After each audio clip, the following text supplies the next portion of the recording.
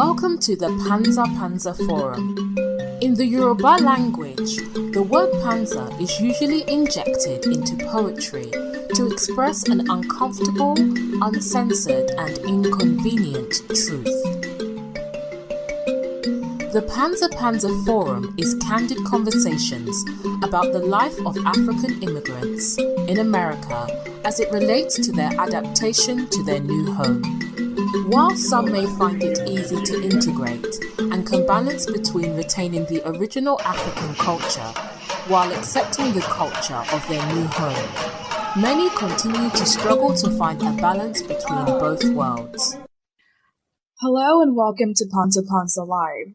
This is a podcast where we discuss the lives of African immigrants and their assimilation into Western society as they raise younger generations in a country that is quite different from their own. We also explore the experiences of children of immigrants as they balance the African and Western cultures. We present to you this informative, interesting, and expansive dialogue about the intricate experiences of African immigrants in America. Okay, welcome to Pansa Pansa. I'm your host, Kemi Seriki, and today I'm having conversation with Oludara Adeeyo, a psychiatrist, social worker, and a psychiatrist based in Los Angeles, California. Oludara is a returning guest on this platform. She came here in 2021 before her first book was published, which was in 2021. Her first book is titled Self-Care for Black Women.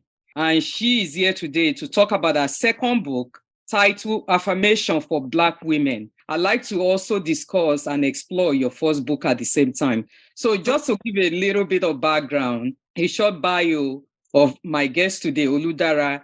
Like I said, she's a psychotherapist based in Los Angeles, California. She works as a psychiatric social worker where she assists individuals experiencing homelessness, severe and persistent mental illness.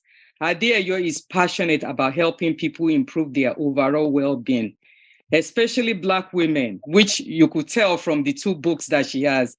Before becoming a clinical social worker, Adeeyo spent 7 years plus working as a writer and editor. She was an associate web editor at Cosmopolitan and managing editor at XXL. So welcome again, Oludara Adeeyo. I'm so delighted that you're here to talk about your book. You've published 2 books in 1 year. Yes. Who does that? Only someone with Nigerian heritage. Yes. Only someone with Nigerian heritage. Because Nigeria never carry last. Yes. So I congratulate you so much on your publication, and I'm so proud of you for what you're doing. So the last time you were on this platform, we didn't discuss it, like I said, because it was not yet released. Mm-hmm. Would you like to talk about your first book on self-care for Black women to our audience? Absolutely. So Self-Care for Black Women, it was a guide. It had 150 practical tips to help Black women practice self-care or begin their self-care journey. Each tip was broken into 3 sections: mind, body, and soul. Mind focused on like mental health, emotional health. Body was physical health, and soul was spiritual health, which has to do with, it can be religion, it can be your faith, but when we talk about the soul health, we're talking about things that connect you to other people and the world. Thank you so much for that. Mm-hmm. So the book was really highly rated on Amazon by the readers who read the book, including Boston Globe. Why did you think it's so important to prioritize self-care should be important to Black women in general? Yeah, I think across the African diaspora, Black women definitely experience a lot of oppression. Our needs are not prioritized by anyone else, and even ourselves. The world tells us how we should show up. The world likes to tell us what we should be, what our life should look like. So often, because that happens, we tend to abandon ourselves. We tend to abandon our wants and our desires. And because of that, I think self-care is a great way to return back to yourself, to do some internal healing, some self-healing, so you can be closer to your intuition, to yourself, and really start living a life that you love and want. Yeah. And I believe many people will resonate with many of the advices that you provided in the book. And I love the dedication you made to your mom on self-care for Black women. If I may read that portion, for your mom, who did not live long enough to experience the peace of radical self-care, would you like to further talk about her? Maybe other women from my experiences. Yeah, my mom definitely is a inspiration in my journey of self-care and also encouraging others to embrace a life filled with rest. It's because I didn't really experience my mom be a woman who was restful. There was always some form of anxiety, some form of stress in her life. And, she was an immigrant in this country. And so, that played a factor in it, trying to figure out what she wanted to do with her life as well. She had many professions, but also I think just in regard to like Nigerians, I feel like in that culture, there's just so much pressure put on women to take care of the household, take care of their partner, take care of everything. And I just feel like she never really got to just experience rest. And because of that, my mom was very infamous in my family for ignoring her health. So as we know, stress causes diseases, it causes illnesses, but also if you're not going and getting yourself checked up when you feel something's off, it can grow into something worse. So ultimately, my mom died of illnesses, and it was just like she one day fell down the stairs, but she was fine. But then it turned out she had hurt her knee, and then it turned into finding out she had rheumatoid arthritis. And then it just turned into, she wasn't taking care of her anemia.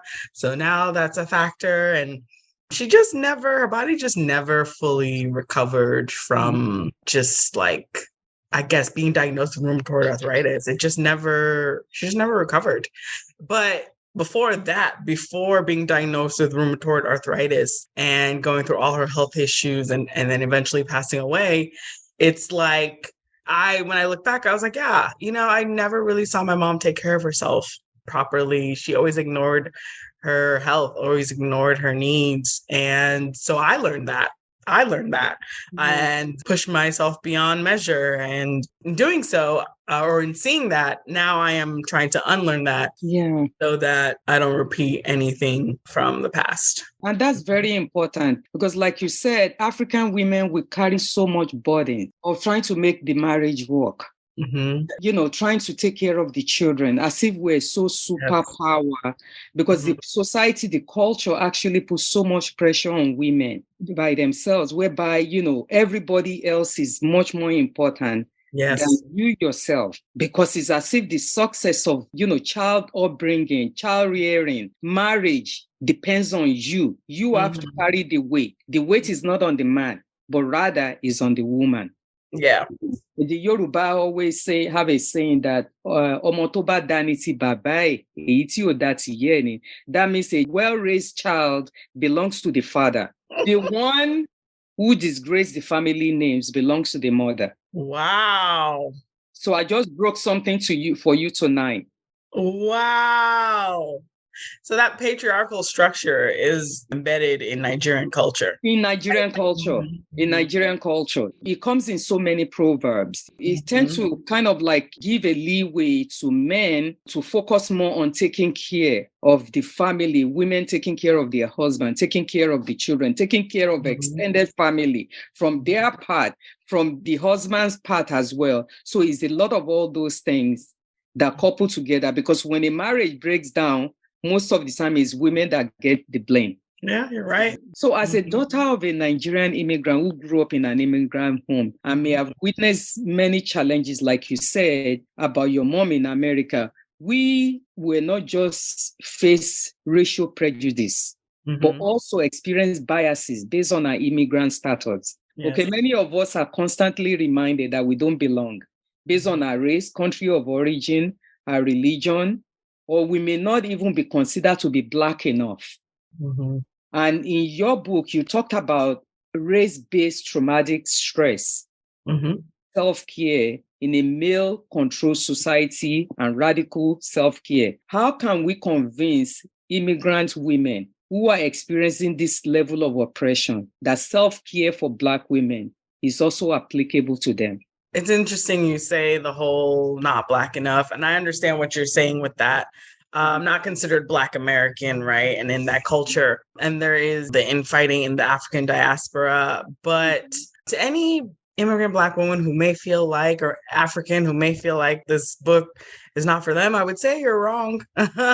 Because now you're in a land definitely that is going to impact you and is not going to see you as just whichever country of origin you're from. They're going to just see you as Black, because that's just how the structures are heavily in this country, and there's no escaping it, right? And sometimes you feel like you can shield yourself because you're not a descendant of American slaves here. But the reality is that when someone looks at us, even before opening our mouth, they're going to think, oh, that's a Black person. I'm going to treat them with the racial biases I have in my head.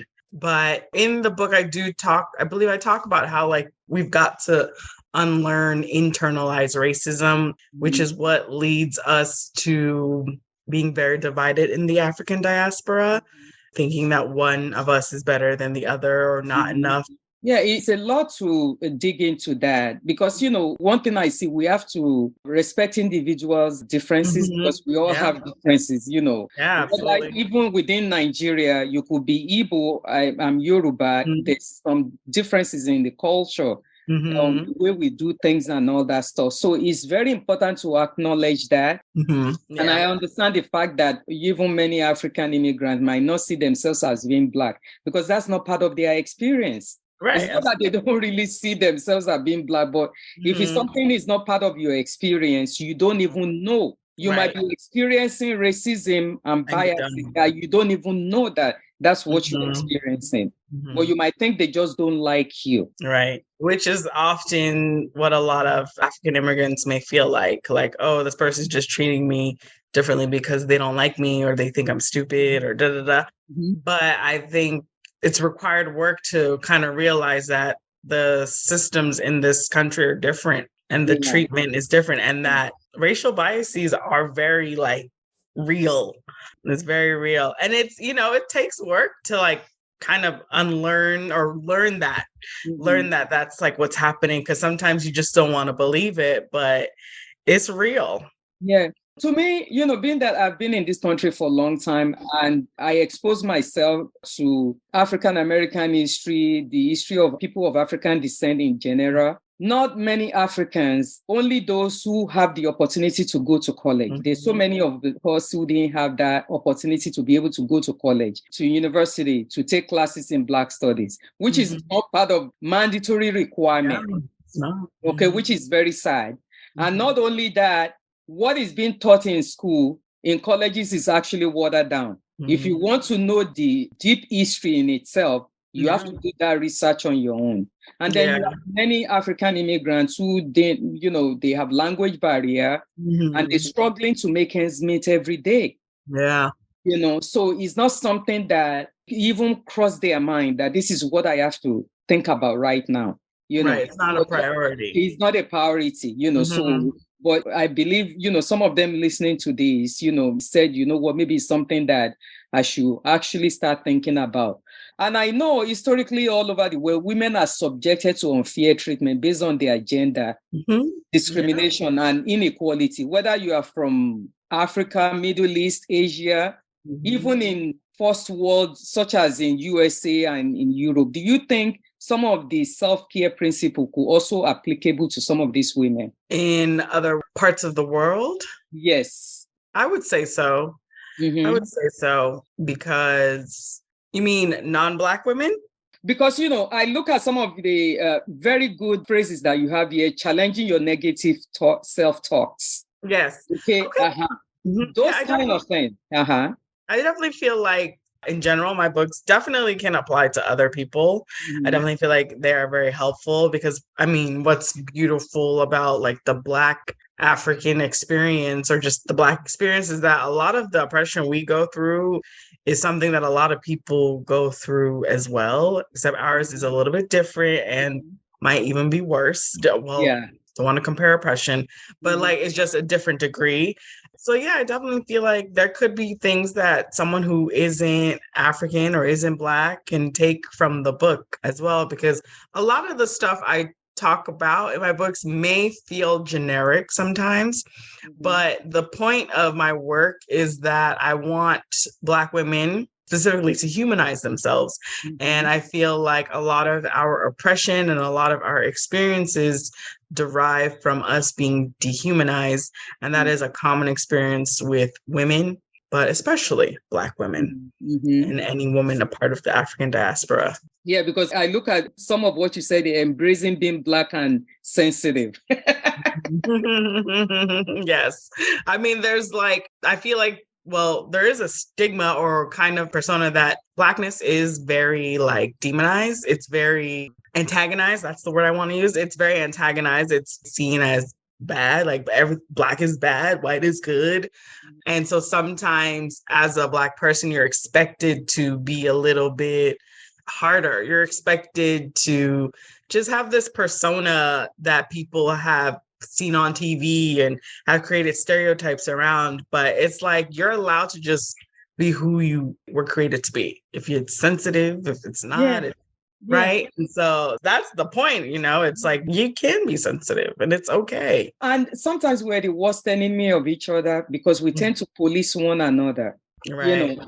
In terms of you shouldn't be sensitive. Why are you not strong enough to take that?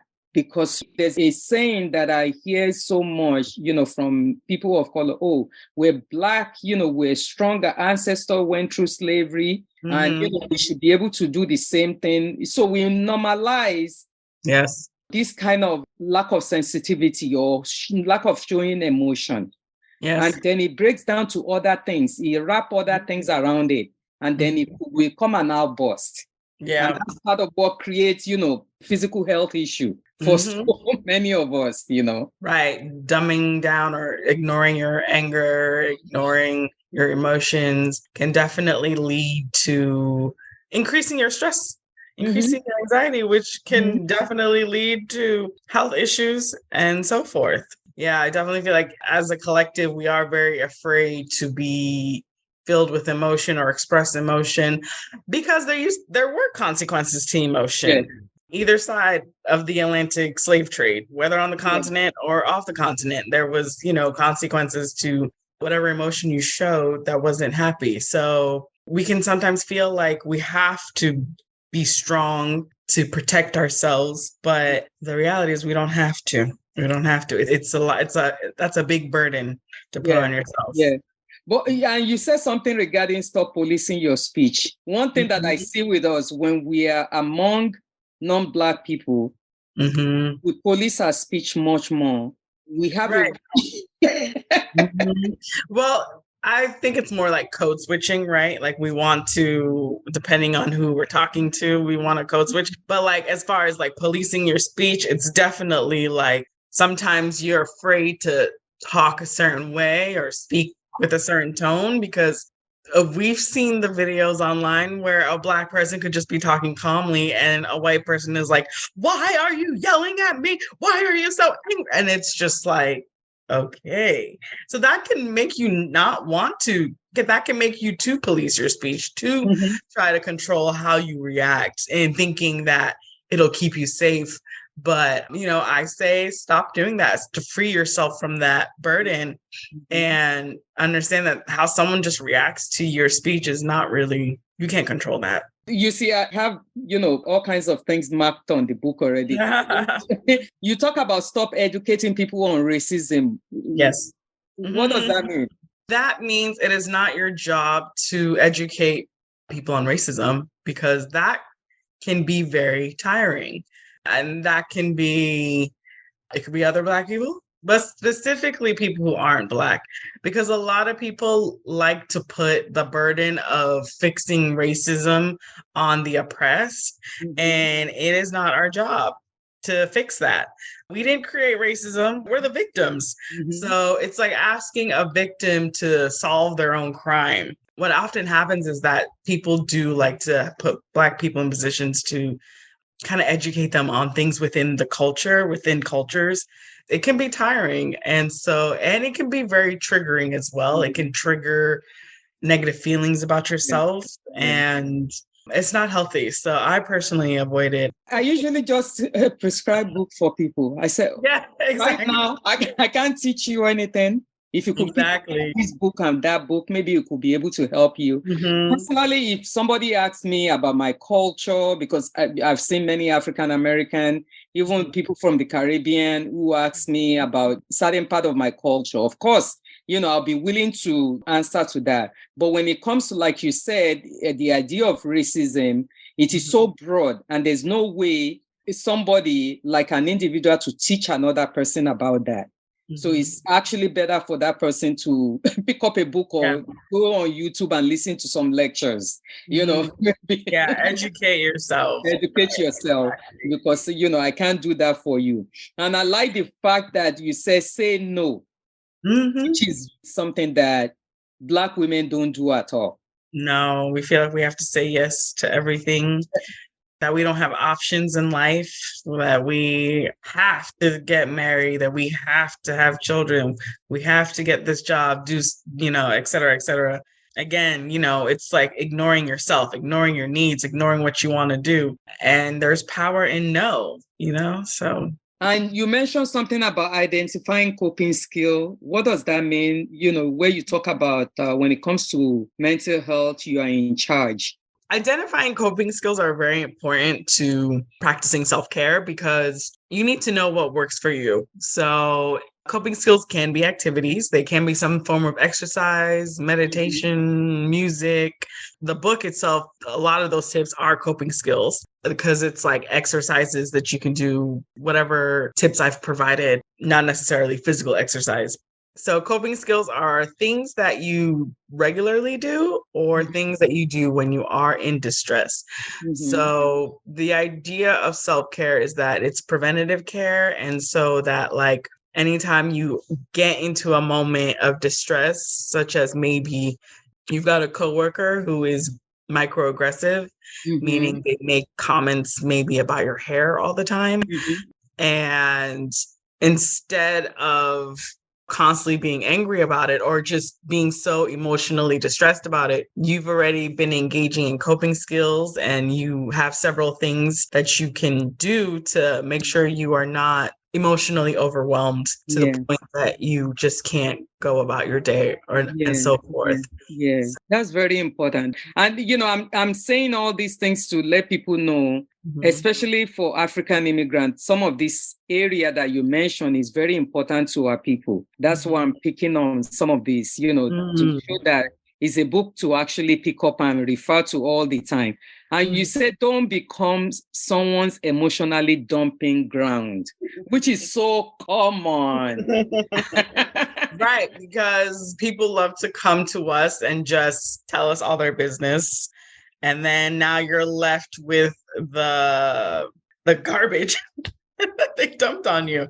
The residue of everything they dumped on you. And this is something I found that is a common thing amongst my Black girlfriends. It's like maybe not anymore, but like, you encounter people who just, for some reason, put Black women in the mammy stereotype, the one where you're just taking care of everyone. And because of that, they just feel like they can just tell you whatever. But that self-care tip is also about creating boundaries, like with friends, family, whoever, if people in your life have issues and they want to come to you with them, if you're not ready to help them deal with that, then you got to be able to build up the courage to say, I don't have the space for this right now. Maybe we can talk about it another time. But again, it's about helping Black women build boundaries, build the ability to say no, builds the ability to kind of just make choices that benefits them versus others,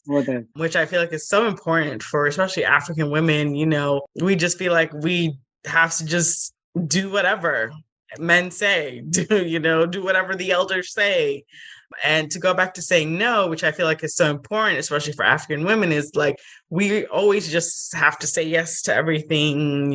When an elder or your husband asks you to go cook, you got to go cook. When, all these things that are in the culture that don't give the women the agency. They don't give the women the free will to kind of make choices for themselves. It's so true what you said. And that emotional dumping ground, one thing that I find out, when people know you are the type of person they could always dump on, when something is going on with you, they are not actually there for you to dump on them. Exactly. So they could dump on you, but you cannot dump on them. And one thing that I will tell you personally myself, before I started having my children, I used to be like that, where everybody will call, you listen to their stuff and everything. But the moment I started having my children and I said, no, I can't do this. And one thing that I put as a way to cope with it was to not pick up my phone in the evening. I don't pick up phone at night. That's good. If you want to call me, we talk during the day. When I come home, my children are home, no phone calls unless it's emergency. So as time goes on, people got accustomed to that and they call you less and less and say this person is never available for this kind of conversation. So, and you talk about something that I also saw that I think I wanted to discuss with you. You said always find a Black doctor or a Black therapist. We know the medical field is racist. It's definitely got its racial bias. We see it in the statistics of maternal deaths, how Black women, especially in this country, in the United States, 3 times more likely to die because of childbirth, whether it's before they give birth, during birth, or after birth.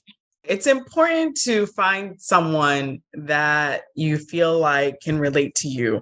And often that can be a Black doctor. It can make you feel safer. It can make you be more inclined to go see medical attention, because we do know that, especially in the United States, there isn't a great history amongst Black Americans and the medical field. It's a lot of history of just using Black people as guinea pigs. Yeah. There's a lot of mistrust there.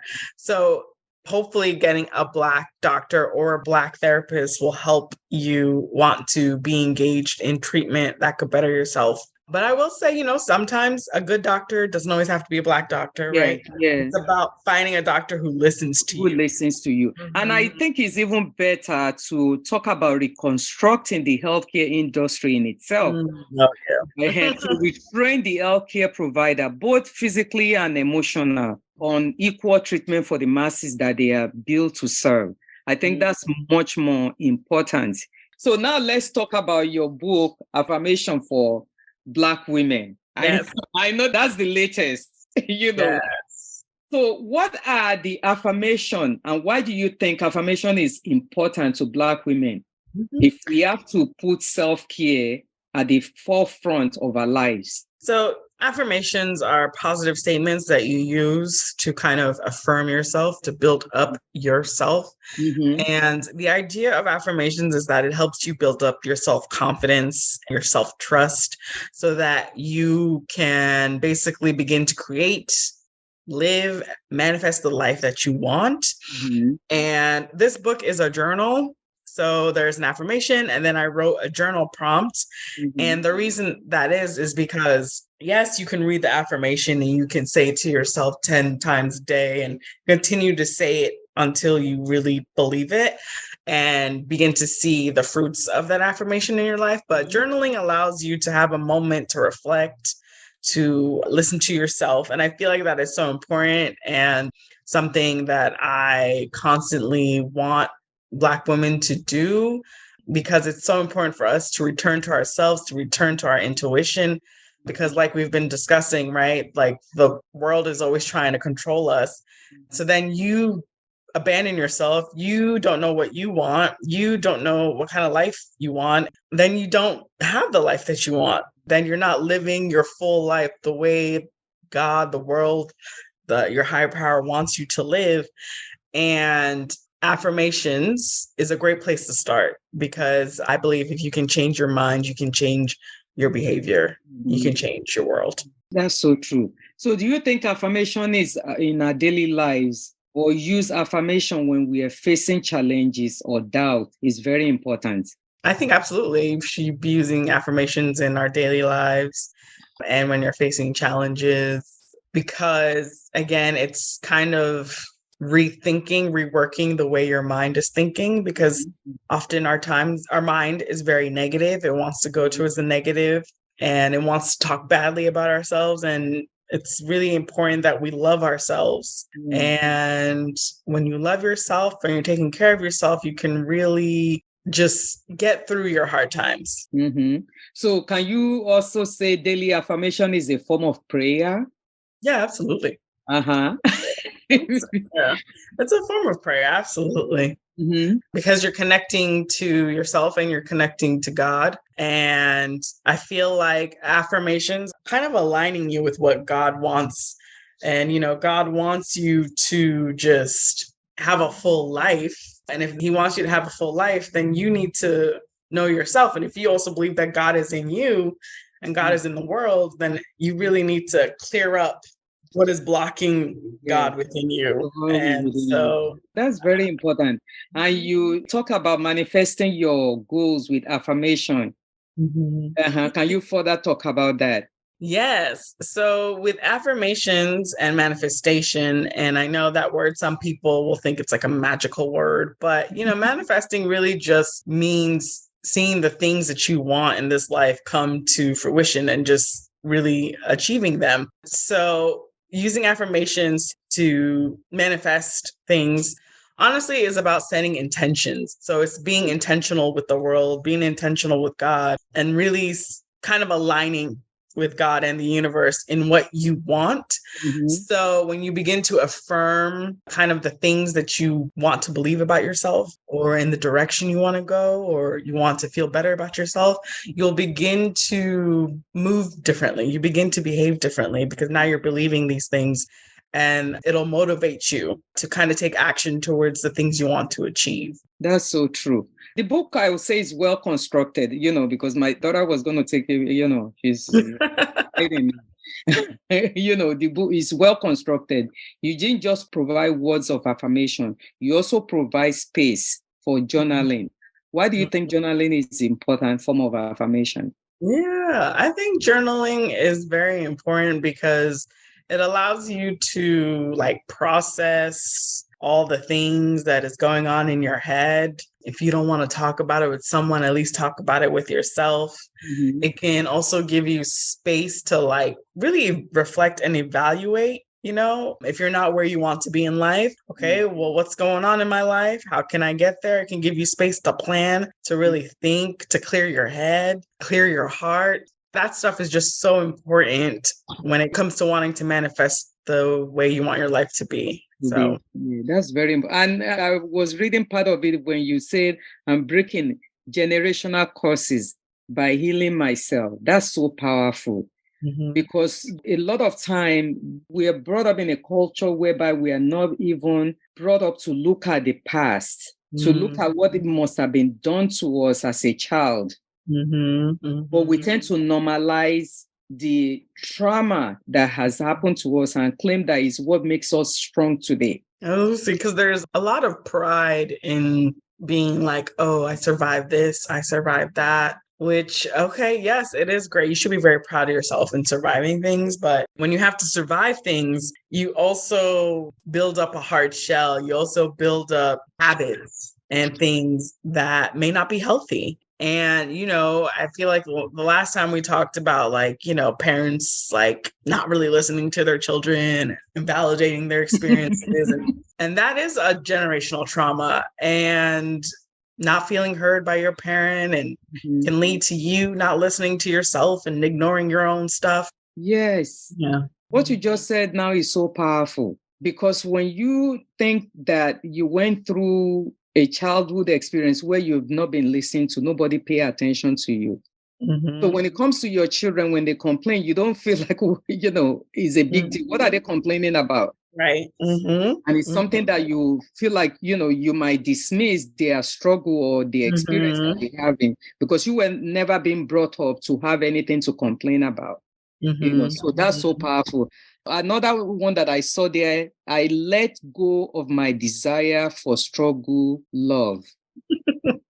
Yes. And that actually relates to African women who believe that they have to struggle to keep a marriage. They have to keep up with infidelity, being lied to, hit, all these type of things.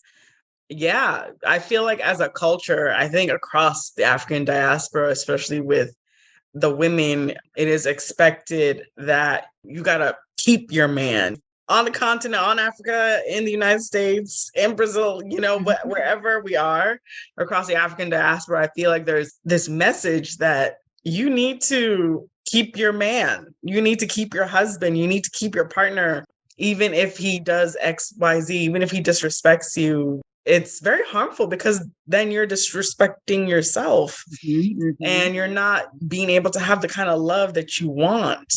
Sometimes society glorifies going through a lot with someone, sacrificing your own needs for the sake of, I'm only talking about heterosexual relationships here, but in the terms of like making sure your man matures and grows and is well taken care of, even if that means you are not happy, you are not satisfied, but as long as your husband or your boyfriend or whatever is happy, then that's okay. And I feel like that's just dangerous language and we need to stop that. It's a horrible message. It's a horrible message. It's even worse when it comes to African tradition and culture. In terms of, women actually be the police person for each other, against one another, and said, at this age, you haven't have a man, you are not married yet, or you separated from abusive marriage, they are the first to actually call you on.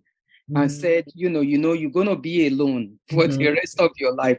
Why are you walking away from this marriage? You could still, let's keep praying on the man. Okay, maybe one day it will change. Right. But why do you have to stay for that?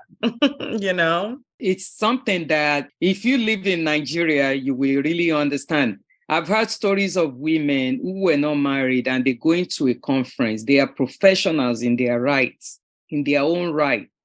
And they will find a wedding ring just to put on, just to gain respect. Wow. Just when they get to the event, so that somebody will look at their finger and say, oh, okay, she's married. Right. Because there's a certain level of societal prize. Is that the right word? Like, there's like a prize and also like wealth. There's societal wealth. That comes into that. When you are like, I'm married. I'm married.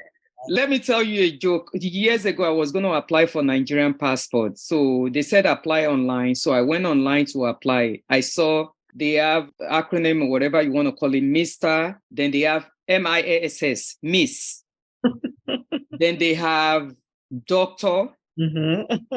So I called them and I told them none of all these things that you put here applies to me. And then they have Mrs. MRS. So I called them. I said, I cannot put any one of these as my identification because nothing relates to me here. So the person I spoke to, she said, then put a doctor. I said, but I'm not a doctor. And I can't put Mr. And I can't put MISS because I'm not. And I'm not MRS because I'm not married. So I said, so this is the problem for me to fill out this application, because if I come to your front, unless I call Mr., because that's the only thing I want to put right now. I want to call myself Mr. So that's to tell you how the society sees women, the kind of status where they put women. That if you're not married, if you don't have a husband, there's something wrong. And then we put the same pressure on our children. Yes. I hear it. My dad is very good about it. He doesn't really pressure me, but he'll bring it up, like his sisters and my aunts. Okay. They will bring it up. They're like, oh, what do when's your wedding? I'm like, I don't know. They will pray. They will pray. They will tell you they pray. Yes, they pray. Yes, they do. They do tell me that. Yes, praying for my husband. They're praying for your husband. But I just want to tell you, in Yoruba culture, we have affirmation. Mm-hmm. I don't know whether you are aware of it. Maybe. I suspected so. We have affirmations. I mean, I feel like our names are affirmations, right? Yes. Oh, and yeah. There's affirmations that comes in form of poetry. Mm-hmm. So I just want to bring that to you because, I like it when many of our second generation do things, and I want to be able to connect them to the culture. Wow. That, this is also part of the culture as well. Absolutely. So affirmation is very important to the Yoruba culture. Going back to the Yoruba cultural heritage, saying daily affirmation to one's is form of a ritual that pertain to that culture. The affirmation comes in sometimes in form of oriki. I don't know whether you know oriki. I've heard of orikis. Yes. Oriki is a oral praise poetry that is said directly to you that entails your community, your lineage, your ancestor, descendant from generation to generation. Yeah. And sometimes it's chanted to you. Okay. Every morning. Supposing your grandmother is there. Yes. Your grandmother there, Oludara woke up in the morning and you say, "Good morning, grandma." And she's chanting the oriki around you while you're walking around so loudly. To you. Sometimes, it makes you feel like you have a goosebump. One thing about the Yoruba I will give the credit to, let's assume even you might have brothers who are married or uncles who are married. And when Oludara comes up and every one of their wives sees you, they are chanting the oriki to you. They are they're praising you. I don't know whether you've experienced that. I have. I definitely have. And definitely have. And even with like children who were born, I've definitely witnessed that and experienced that with the multiple names. And I feel like affirmations, whatever we call them, orikis. Oriki. It's our own form of affirmation. And there are names that are attached to affirmation. Because apart from you being Oludara, I know you might have heard the name Aduke, Ashabi. Those are the names that will be invoked into the oriki, and they will say to you, to say this is actually for you. So it's very wow, I love it. So that's very important to our heritage and the culture. So what other projects are you working on now? Right now, it's just book. I might be doing some articles, maybe work on my third book. Oh, wow. So I can't wait for that. So how can a listener get this book, and how can they connect with you, maybe online, whether through social media or other ways of connection? Yeah, you can connect with me, Oludara Adeeyo, on Instagram, TikTok, Twitter, and that's really it. And the book will be purchased. And the book is available everywhere. Amazon, Barnes and Nobles, other smaller bookstores, Black-owned bookstores. Yeah, it's available everywhere. So is there anything else I haven't covered that you think you could give a tip a little bit to our listener? Well, I would just say to embrace rest as a whole. I feel like for me personally, that's where I am right now. I'm really trying to not be burnt out. So I want to encourage other people to embrace restful living, because stress is killing us, and it's very important for us to resist the need to just be stressed out.